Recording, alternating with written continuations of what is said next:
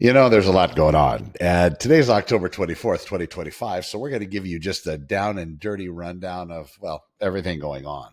First, we're going to go into the Board of Realtors and we're going to look at what's happening in that particular world. I did a video yesterday talking about issues that come up from time to time at open houses. We're sent to ClaritaOpenHouses.com, of course. In that particular system, what I did is I made sure it was unlocked. Every once in a while, you're going to get an irritating pop-up. Sorry, can't shut it off. But it's going to ask for personal and private information. You give it up, I'm the one that's going to reach out and say, hey, how can I help? If you don't, no sweat. You can continue to search for every single property that's available for sale ad nauseum. You can look at the sold data and all that other information as well. Currently in Santa Clarita Valley, we have 8 listings coming soon, 67 new listings, 76 properties have had their prices changed, 16 properties back on the market, 29 properties gone active under contract. Sorry about that coffee. Ugh. Pending 54, closed 66, 9 expired, 14 canceled, 13 have been put on hold, 7 have withdrawn. And then with that, we'll get let's run the full numbers here. 685 total active listings, 679 was yesterday, 685 today. Coming soon, 12, not bad. That runs the gamut in the coming soon world. You got properties in senior communities. You have regular sale properties. You have, what do you have here? We got some condos. About 9 of those are single family residences. A couple of them are condos. Some of them are attached single family residences. To answer that question, in case you're wondering, they share some kind of a wall, some kind of a common wall. And typically, a single family residence that's attached has that common wall. Usually they have their own front yard and own backyard. It kind of depends on where it is, how big those are going to be. A lot of times you'll have garage walls touching. Sometimes you'll have residential walls touching. Where that could create a problem is with insurance, believe it or not, something to check into. If you're looking to buy an attached single family residence, you're going to want to get that clue report run. And that's really with everything. Whenever you're looking to purchase a property, when you finally get into it, and insurance is just seems to be a mess in a lot of cases. It's not that it doesn't get done. It just takes a little bit longer. It's a little bit more cumbersome to get done. And the price point, depending on the property, could be kind of normal, or it could go a little bit beyond what you were expecting. That's why you want to get that research done early within your due diligence cycle in the purchase of real estate. And I would do it maybe within that first week when you're doing your home inspection and having the other inspections and looking over the disclosures, I'd reach out and check the insurance. But with the attached single family residences, because they're sharing that wall, let's say the neighbor had an issue a couple of years ago, had a pipe break. And now because you're attached, maybe that water intruded into your residence and now there's another insurance claim and so on. That's important to know because that could affect your insurance rate, just like everything else. But that's kind of where having that wall share. Plus, you might hear noise on the other side of it. If it's a residential, like a living area type wall, a bedroom, or besides a garage, you might hear stuff through there as well. Let's say the next door neighbor has a band and they practice out in the garage. Well, there you go. There's that. Something to look at, something that most people don't realize. We have various property types out here in Santa Clarita. You'll also see detached condominiums, properties that are labeled that way. They look like single family residences for all intents and purposes. And then you have 0 lot lines. There might be a wall shared, super small lot, detached condominium, planned urban development, also indicative of a smaller lot size as well. The older properties carry the more traditional, 6,000, 7,000 square foot lots. You have more space between your neighbor and your residence. You have fences, mostly shared in a lot of the areas in Santa Clarita. You're going to have shared fences, at least in the boundaries that separate, your property from your neighbor's property along the sides. In the back, it's going to depend. Usually we don't have alleys in the back out here like San Fernando Valley might. So your back fence is going to be backing up against the neighbor to the rear's property. That's why whenever you get into escrow, very, very shortly, you want to do that neighbor knock-in notice, introducing yourself. And most agents are pretty well. an agent should maybe take you and make that introduction. Hi, I'm Connor. This is Jill and Johnny, and they're going to be buying this house next door. We are in escrow, but we thought we'd come by so I could introduce them to you. Who are you? And they tell you. And do you rent or do you own? Well, we own. Oh, great. And I just, you guys have a conversation. I'll just kind of stand over here. And if you need my help, let me know. But, I know they're very curious about the neighborhood. So whatever information you could give Jill and Johnny would be just wonderful. Very nice to meet you. And I go, do my thing and stand around and make sure nobody fights. And, they talk and get some idea. You do that a few times. You do it to the neighbors on either side. You do it to the neighbor in the back, wherever property lines are shared. And especially if you see potential issues, an example of that, maybe there's this massive tree that's growing to the rear of your property, and the canopy of the tree, all the branches and stuff, they're hanging over your property. Well, in the future, what happens if the tree's really old and breaks and this and that? Well, that could be an issue. It'd be kind of cool to know that back neighbor. Of course, if you're in escrow and you notice these things, people's livestock or alive plants and stuff that are maybe intruding into your property root systems and breaking up your fence or coming underneath or whatever. Those are things you should attack in escrow, just figuring out, what the position of the seller is. And is that something, if the seller says, it's been like that for 150 years, what are you going to do about it? Then you know where you stand, and at least you've met the neighbor to see if there is some kind of a remedy to that, like what you're going to do about it. And maybe that's your decision to say, that's a big deal. We're probably not going to buy the house.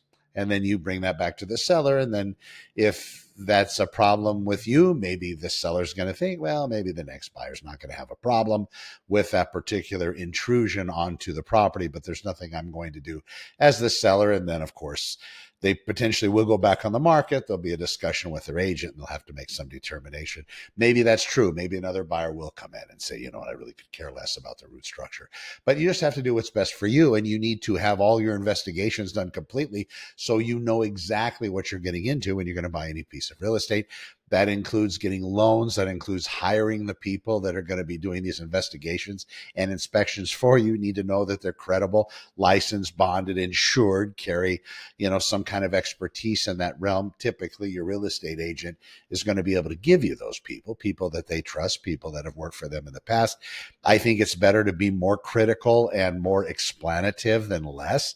For an agent or an agent that is recommending a particular home inspector, if they're picking on the small stuff, that's pretty good.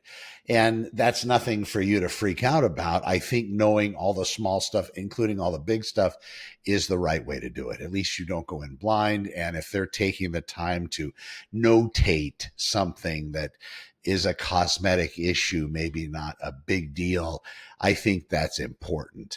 In addition, don't forget the debrief right after the home inspection. That's why I always tell my buyers, you're going to have one of the principals there, if not everybody, and family and relatives and people that you trust.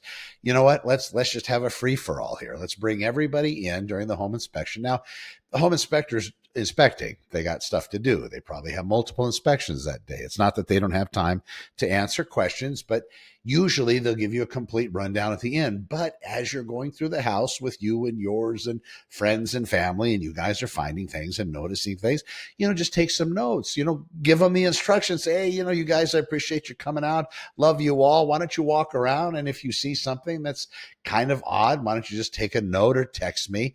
And at the end, when we talk to the home inspector, when he does their little recap, or she does a recap, or they do their recap, then we'll just mention this to them and say, hey, walking around, we saw this, and then they'll probably have an answer. And this was kind of strange. Well, this is why that is, and so on. That's the way you do it. And that way the home inspector gets to do what they're going to do. You don't interrupt them, because when you interrupt somebody that usually is very, very focused and tenacious in the way that they get their job done, which most home inspectors are kind of that very driven individual. I don't know if you've ever met them. It just seems like that attracts that type of high energy, very visual individual. when you interrupt them, sometimes it's hard to get them restarted and maybe they might miss something. So you're paying for it. So you might as well squeeze out all the value you can and just wait till the debrief session at the end. Now, speaking of debrief sessions, I was asked the other day by a seller, hey, maybe we should be there during the home inspection so we might be able to answer questions. And, that's such a beautiful sentiment. And I wish the world were that way where everybody could just sit around and sing Kumbaya, just enjoy each other's company. Unfortunately, I've seen literal fights break out because a home inspector had an issue with something in a property and the seller says, well, there's nothing wrong with that. And then the argument starts and then the buyers are there and the seller's there. And then everybody gets irritated and upset and pissed off. And then everybody, it ruins the whole thing. So best pattern of practice, don't be there. Don't be around. If there's a question that comes up, your agent should be available by phone call or text. For the listing agent, that should already be clarified. I know that I'm always available. Most of the agents that I work with are also always available during the time of a home inspection. There's really nothing that we do that we can't pick up the phone. And even if we're with other clients, say, listen, I have a home inspection going on, I would pay you the same courtesy. I want to be available just in case there's a question that I have to communicate to my seller to get back to the home inspector to maybe save them a repeat trip or how to turn something on, how to activate something like that. But to be there and present during the time the home inspector's out there, yeah, probably not the best idea. You're not trying to hide anything. You just, it's your house, right? It's that place you've lived for umpteen number of years and everything's as good as it's going to be. And now you got some swinging Johnny going in there and telling you exactly how it is. And, with some people that just doesn't sit very well.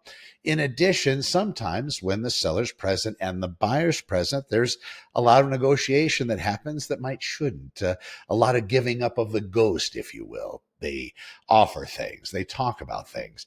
And then later on, we have to then try to remember everything that was discussed and renegotiate it. And sometimes that gets sellers into pickles and buyers into pickles as well, because now we've done verbal, and verbal in the world, verbal's tough to enforce, folks. Verbal's hard. So in that regard, I think that's also another reason not to be present.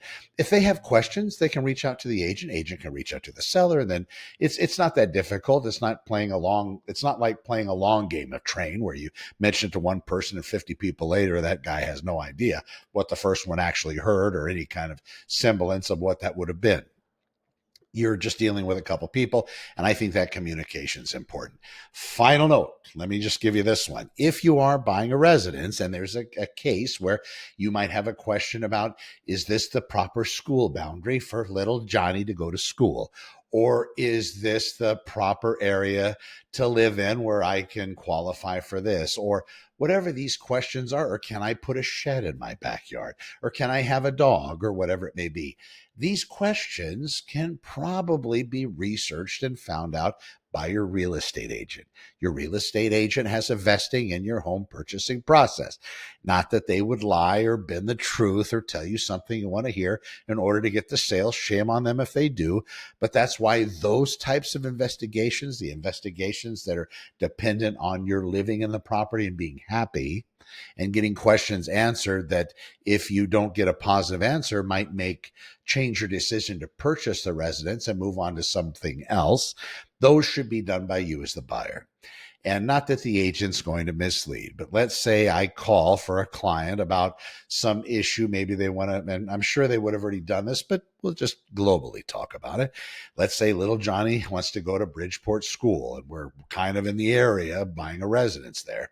And that's where the parents want him to go. So they say, Connor, would you mind? And then, oh, sure, help you out. So I call William the Hart School Board and I give them the address. They say, oh, no problem, Connor, good to go. Have a great day. Johnny's going to be just fine going to Bridgeport Elementary. Boom, boom, boom. It's all done. I bring it back to my client. My client moves in, closes escrow, takes little Johnny over there and says, hey, he doesn't go to this school. We're full. Or he doesn't live on the right side of the street to go to this school. He has to go to this other one. Who's to blame? Well, now Connor's to blame. What happened? Did I get bad information? Well, maybe I called up the school board and the person was on their last day and they hated the school board. They hated working there and they're just going to do everything to muck it up the best they can. So when I called, of course, I was the chosen and they gave me bad information. And of course, it ripples down from there. those types of things, you as a buyer. Not that your agent isn't capable and not that they would deliberately mislead you, but you got to do this stuff. You're going to have to make these phone calls. And when you do it, just don't take little Sally's, love the names, right? Just don't take Sally's word for it because she works for the school board. Get a name, get an email address, get a direct line or an extension if you can. Get her supervisor's name, get their email address. And then after you get the information that seems to validate you moving in this area, whatever that is, or you staying in that purchase or wanting to buy that residence, not backing out because you found out something bad, send them an email. CC your agent, CC your lender, CC your mother, your dad, your brother, your sister. Put a whole bunch of people on there and fire it off to them and say, listen, nice talking with you today, Sally. This is Connor. I'm buying the house at 1234 Anywhere Street. And I do appreciate the information. You mentioned over the telephone call that my 6-year-old Johnny is going to be able to start first grade at Bridgeport Elementary in the fall, and that we lived in the proper place. I just wanted to verify this in an email just to make sure I understood you correctly. I will appreciate your response to this. And Sally doesn't respond. You don't get an email back. Well, you make a phone call. Hey, can I talk to Sally? Well, that was her last day. Great. But anyway, you talk to her. You say, could you please answer my email? I really need to know. And then eventually they will. Maybe it went to spam or something. And if she didn't, to redo that process until you get it in writing. In writing is the thing. I can tell you everything over the phone. I can tell you how wonderfully handsome I am. But until you see me, it's not going to be meaningful. So that's that part of the real estate process. There's a lot of things to go through. There's a lot of information you're going to find online. There's a lot of people doing videos like this, giving information. It's up to you to do your due diligence. It's a big deal. And you think to yourself, well, why the hell am I hiring an agent for? Well, the agent has all this information and they should be providing it for you. You should ask your agent, next one that you're considering hiring, last time they killed something. Killed, Killed. That doesn't mean the person. That means a deal. When's the last time they killed a deal on behalf of a seller or a buyer? And that's important. If they've done that before, what were those reasons?